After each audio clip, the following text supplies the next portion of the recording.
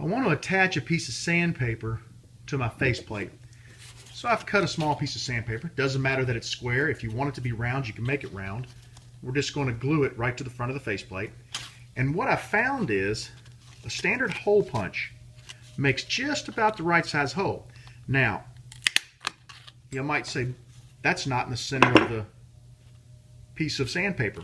It doesn't really matter. I'll be able to glue this to the faceplate, use it until the sandpaper wears out. I can pull it off, flip it over, put a hole in this side, glue it back, and use the sandpaper a little longer. So we don't have to worry that it's not perfectly centered. I want to get it centered to my faceplate is to first drop my mandrel in my tailstock. I'll run the sandpaper up on the mandrel. Now I'm going to apply glue to the back of the paper. I'll push it into the faceplate, press it against the faceplate, and glue it up. For this, I'm just going to use just some Elmer's glue stick. The nice thing about it is, after the sandpaper gets worn, I can very easily peel it away from the faceplate, punch another hole, and glue it in a different position.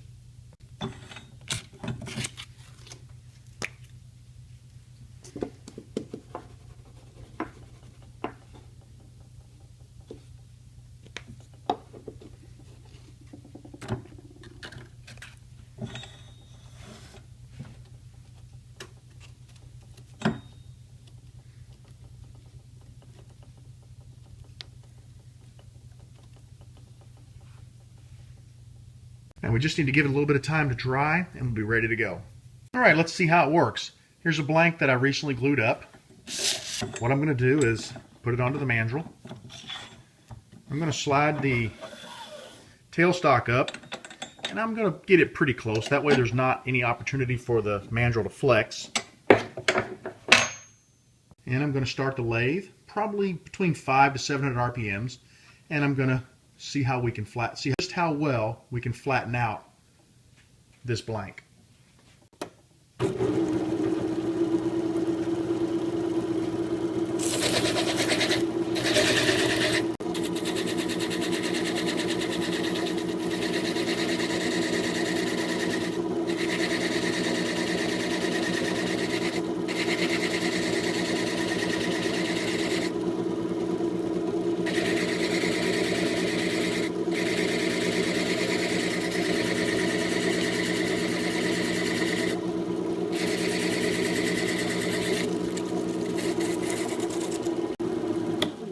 Okay, you may have noticed that my sandpaper is coming loose. I used a school glue thinking that it would work, and it probably will if it has time to set up, but I put it right on the lathe. My recommendation would be to give the glue plenty of time to dry. In the essence of testing this out to see how well it's going to work smoothing this blank, I'm going to stick a couple of thumbtacks in here just to hold the sandpaper in place while I finish my test. Alright, I've gone ahead and inserted just a couple of furniture upholstery thumbtacks. That's just what I had. And the idea is that should hold the sandpaper in place while I finish testing this blank. I think given the proper amount of time to dry, the sandpaper would have probably done a fairly decent job. Or the glue would have done a fairly decent job. And I am going to speed things up just a tiny bit on the lathe. I think I'm running about 1500 RPMs, maybe a little less than 1500. And I'm just going to sand until I see the brass tube.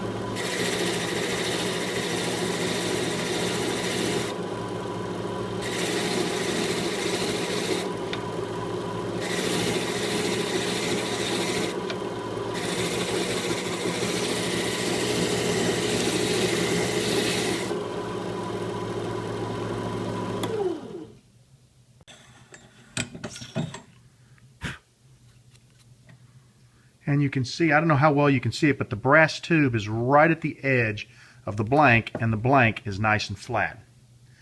So I think a couple of conclusions I'd like to draw. The first is, if you're going to use removable glue, give it plenty of time to tack up and do its job. The second conclusion is, have the ability to use hook and loop, that might make this work a little better.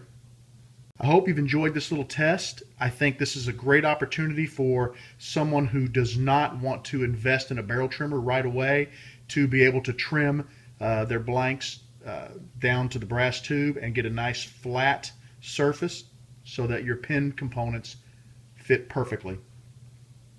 I hope you've enjoyed this little test. I hope you're able to take some things away from it and possibly build your own faceplate sander for pin blanks. I hope you like what you've seen. If you do, please consider liking and subscribing. The sandpaper I used was a 60 grit. And if you have any other questions about this or the process, please let me know. Oh, one other thing. I see the crack along the MDF where I put the screws in. It's not hurting anything because the center is still flat. That's just where it kind of, the screw forced it out on the edges, but I'm still flat in the center, so I'm getting a nice flat surface on my blank. That looks good to me.